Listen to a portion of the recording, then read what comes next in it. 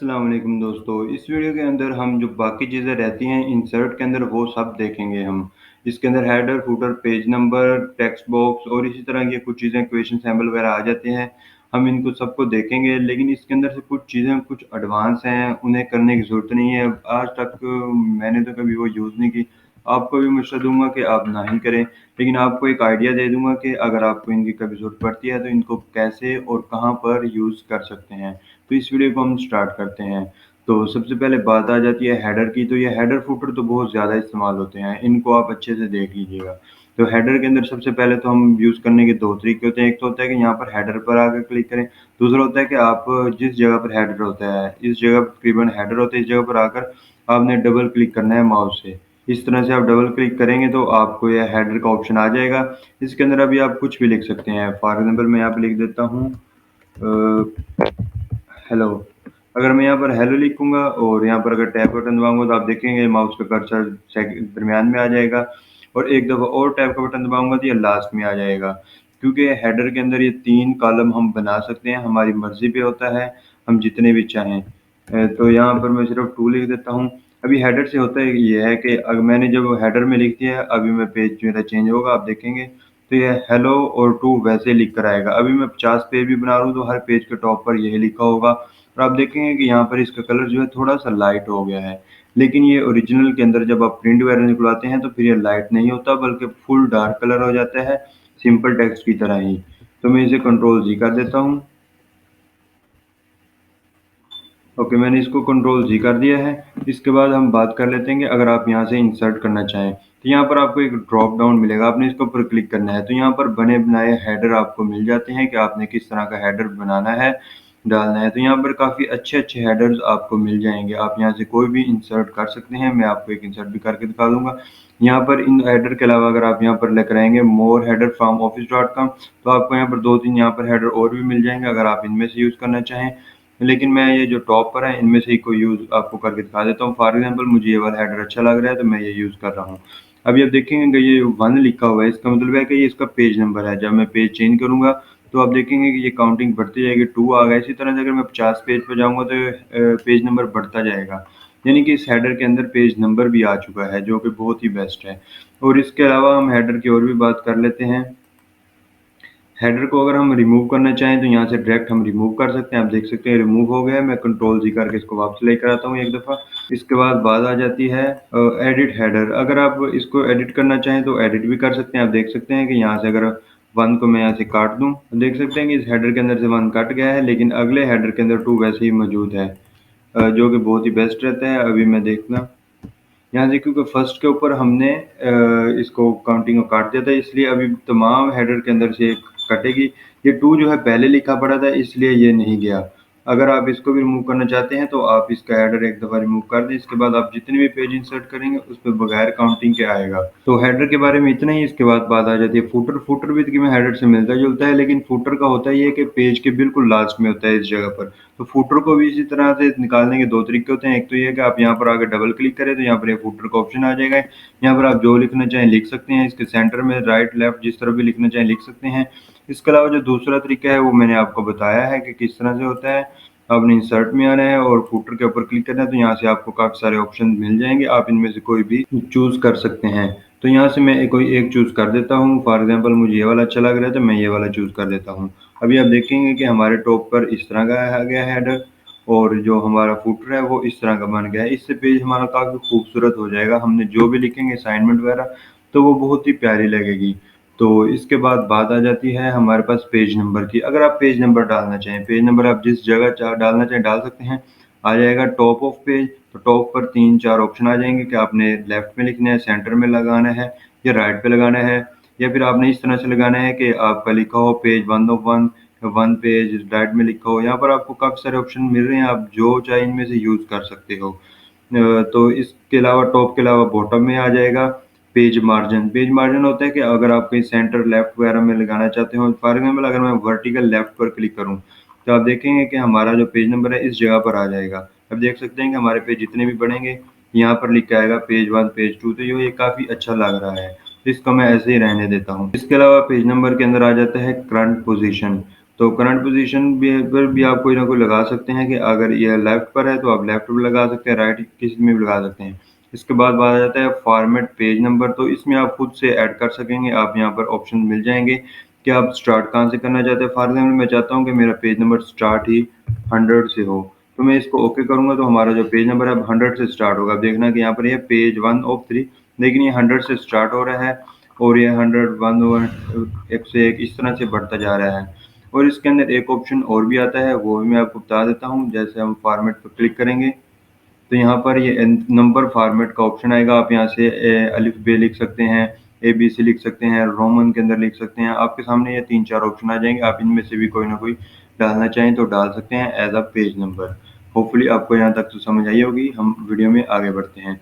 इसके बाद बात आ जाती है वो टेक्स्ट बॉक्स की, तो ये काफ़ी बेस्ट रहता है जब आपने कोई कोट वगैरह लिखना हो या फिर कोई बॉक्स वगैरह इंसर्ट करना हो, तो आप देख सकते हैं कि यहाँ पर आपको काफ़ी सारे बॉक्स बने बनाए मिल जाएँगे। आप खुद से भी ऐड कर सकते हैं, किस तरह से ऐड करते हैं वो तो मैं आपको बताऊँगा ही। या अभी आप इनको ही देख लीजिए, अगर इनमें से अगर आपको कोई अच्छा लग रहा है, फॉर एग्ज़ाम्पल मुझे ये वाला अच्छा लग रहा है, अगर इसके अंदर मैं कोई कोट वगैरह लिखना चाहूँ तो लिख सकता हूँ। आप देखेंगे कि ये काफ़ी प्यारा लगेगा, पेज के दरमियान के अंदर लिखा हो। और इसकी अगर हम पोज़ीशन चेंज करना चाहें तो वो भी कर सकते हैं। इसके लिए हमें करना ये है कि हमने सबसे लास्ट वाली लाइन में आना है और इस तरह से आप जिस जगह उठा कर रखना चाहें इसको रख सकते हैं, जैसा कि बाकी इमेजेस वगैरह के अंदर होता है, वही चीज़ आ जाती है। तो टेक्स्ट बुक के अंदर आपको काफ़ी सारे ऑप्शन मिल रहे हैं, तो यहाँ पर आपको ये भी मिल रहा है कि text more text boxes from office.com, तो यहाँ से 4 टेक्स्ट आपको यहाँ से मिल जाएँगे बॉक्सेस। अगर आप इनमें से कोई यूज़ करना चाहें, अगर आप खुद से कोई ड्रा करना चाहें, ड्रा टेक्स्ट बॉक्स, तो आप खुद भी ड्रा कर सकते हैं, लेकिन मैं तो इसको रिकमेंड नहीं करूँगा क्योंकि इसके अंदर सब कुछ स्टाइल वगैरह आ गया है। इसके अंदर आपने सब कुछ खुद ही एडजस्ट करना पड़ता है, जो कि काफ़ी मुश्किल लगता है। इसलिए बेहतर होता है कि आपको जो सैंपल के तौर पर दिए गए हैं, आप इनमें से ही कोई ना कोई यूज़ कर लें। आपको यहाँ पर ये काफ़ी दिए गए हैं और काफ़ी स्टाइल के दिए गए हैं, डिज़ाइन के दिए गए हैं। आप देख सकते हैं कि साइड बार आप देना चाहें, इसकी पोज़ीशन चेंज करना चाहें तो आप पोज़ीशन भी चेंज कर सकते हैं। पोज़ीशन का भी कोई मसला नहीं है, आप लेफ्ट पर ले आएँ, राइट पर ले आएँ, सेंटर में ले आएँ, जिस जगह पर लेकर आना चाहें, तो ये काफ़ी ज़्यादा इस्तेमाल आप कर सकते हैं, काफ़ी अच्छा इफ़ेक्टिव इस्तेमाल कर सकते हैं।